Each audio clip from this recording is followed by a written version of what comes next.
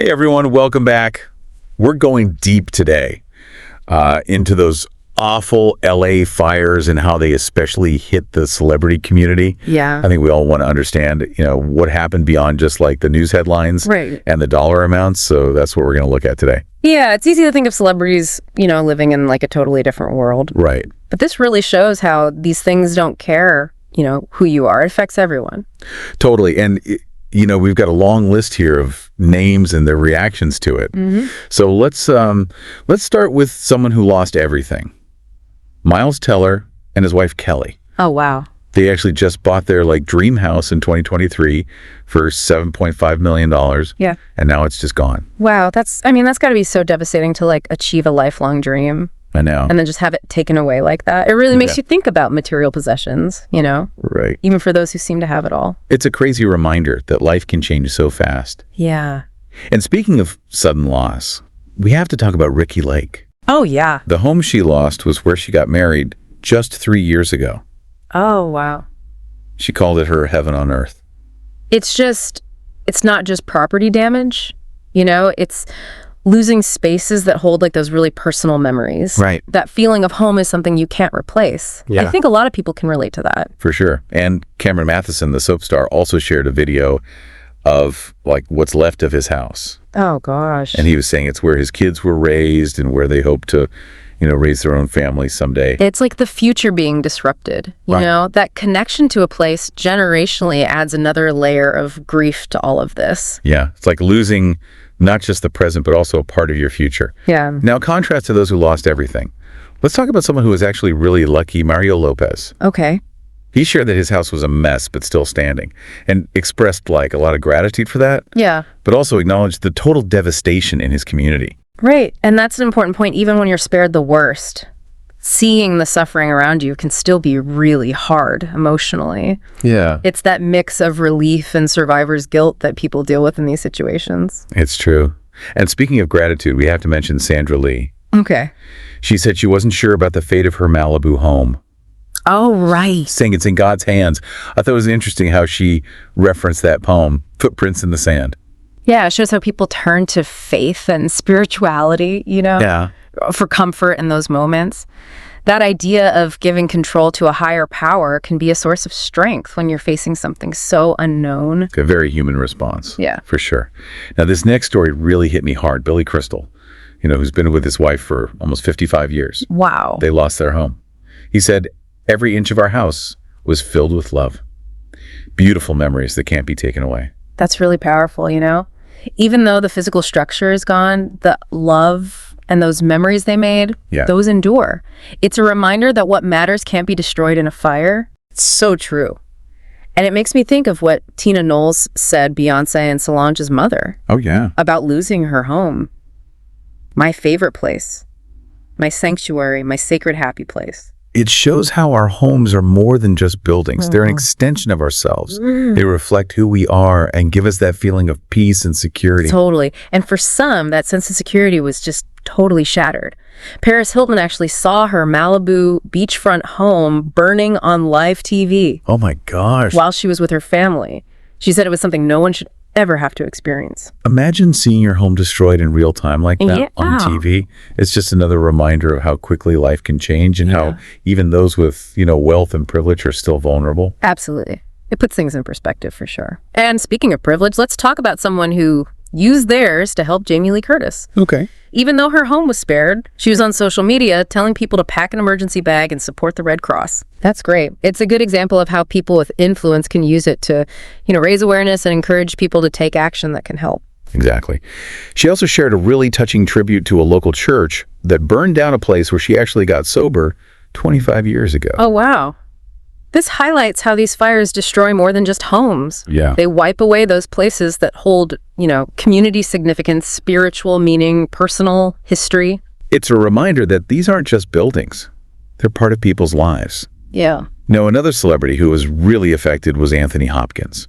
He's 87 years old and lost his home where he filmed all those cute piano TikToks. Oh, no. And this is actually his third home lost to fire. Wow. It's hard to imagine facing that much devastation. It really is. You have to wonder about how resilient someone has to be to keep going after that. It makes you appreciate his creativity and, staying active despite all of this. Exactly. And speaking of resilience, we have to mention Melissa Rivers, Joan Rivers' daughter. Yeah. She lost her home and everything that belonged to her family. The only thing she was able to save was her mom's Emmy Award. That is heartbreaking. Yeah. It shows how much emotion we attach to certain things. Yeah. Especially those that connect us to loved ones who aren't with us anymore. Right. It's like they hold those memories and are a link to our past and family history. Yeah, like a piece of their legacy. Yeah. Now, this next story shows how quickly things can change during a fire. Spencer Pratt and Heidi Montag from The Hills shared what happened when they lost their home. Oh, gosh. They're known for, their reality TV stuff. But this experience brought them face to face with something really harsh. Spencer shared a picture of his son's bed burned in the shape of a heart. Oh, wow. Calling it a sign of how much love was in that house. It's amazing how people find meaning and hope in the wreckage. Sometimes even in the worst moments, we can still find beauty and what really matters. It shows how strong the human spirit can be. Okay, let's take a quick pause here, and we'll hear more of these incredible stories after a short break.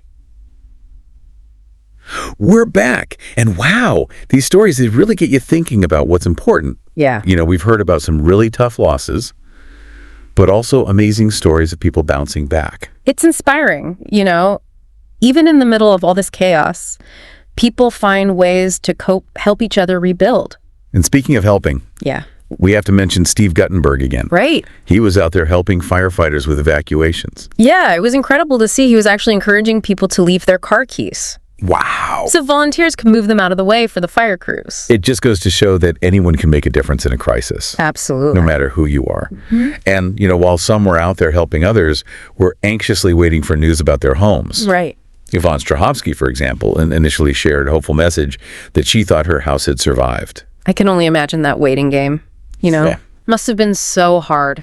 It reminds us that even when we're all facing the same crisis, the experience of fear and hope is so personal. And sometimes that hope is crushed. Mandy Moore, who we talked about earlier, came back to find her garage and her husband's studio were gone. Oh, no. She said, everyone we know lost everything. Every house on our street is gone.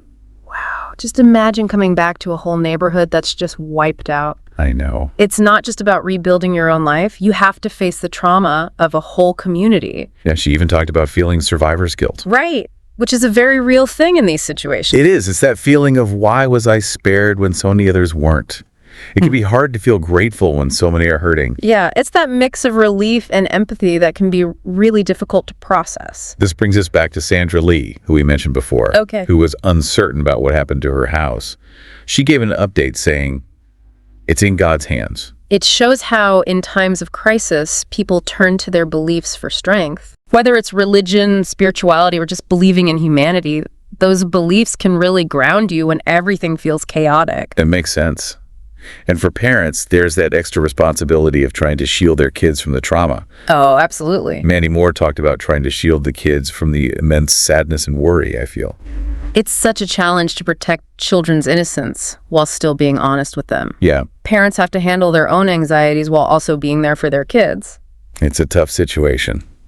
Now, another story that really got to me was Brad Paisley's. He shared a really heartfelt message about the Pacific Palisades home he and his wife owned. Yeah, okay. He said it was the first house Kim and I bought together.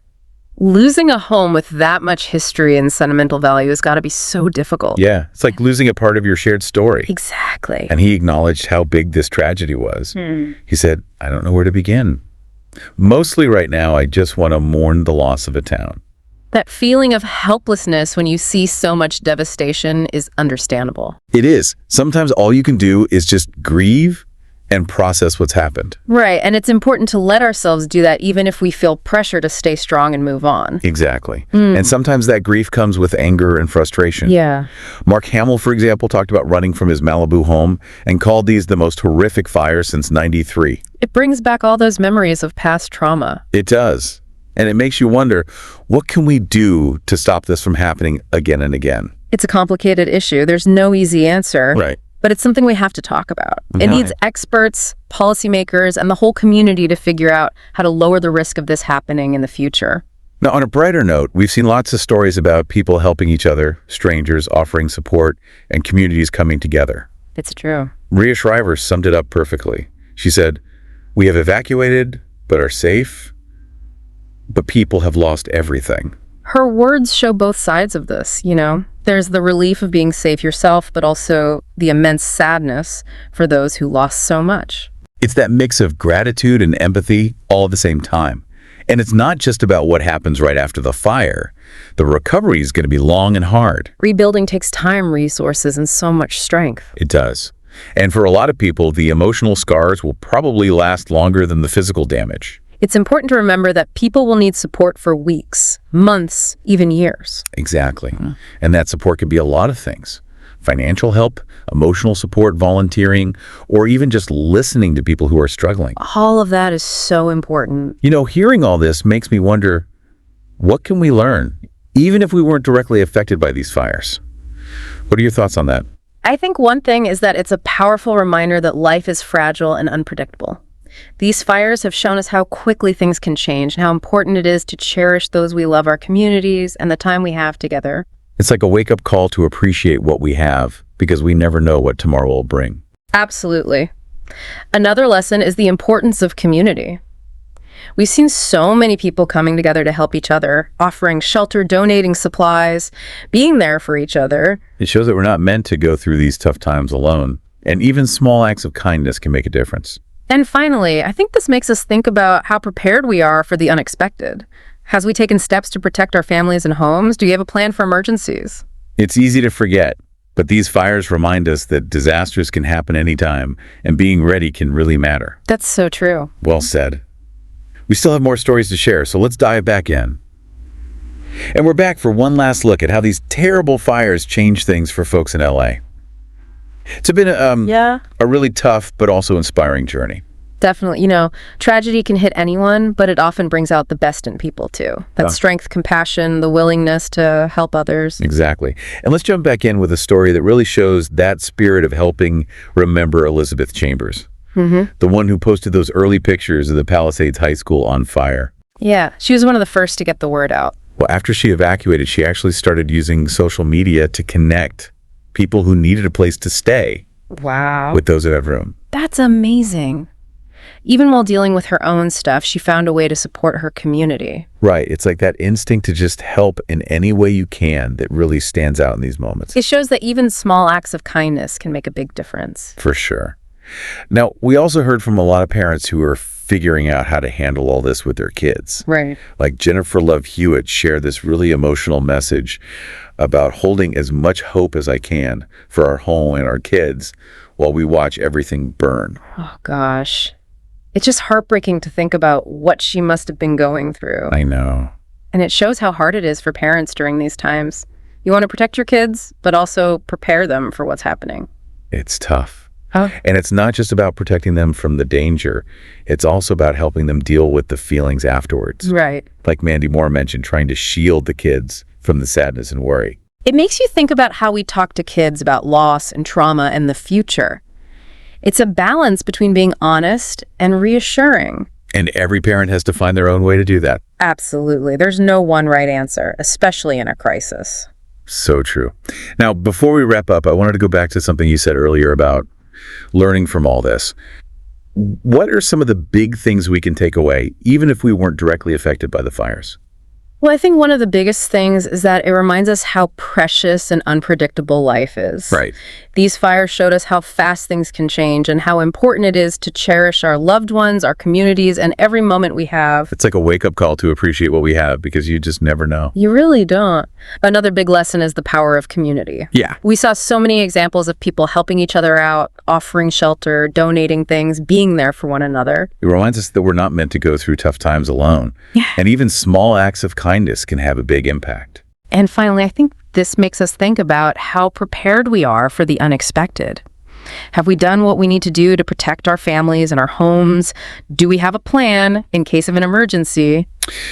It's easy to forget about that stuff, but these fires show us that disasters can happen anytime, and being ready can really make a difference. It's so important. Well said. As we finish up this deep dive, I want to thank you all for joining us on this really emotional journey. Yeah. We've heard stories of heartbreak and strength and how amazing the human spirit is, even in the face of huge challenges. And to everyone listening, I encourage you to think about what really stuck with you from these stories. How can we use these lessons in our own lives, make our communities stronger, and build a better future? That's a great point to leave on. Thank you all for listening. And remember, even when things are really tough, hope and humanity can win out.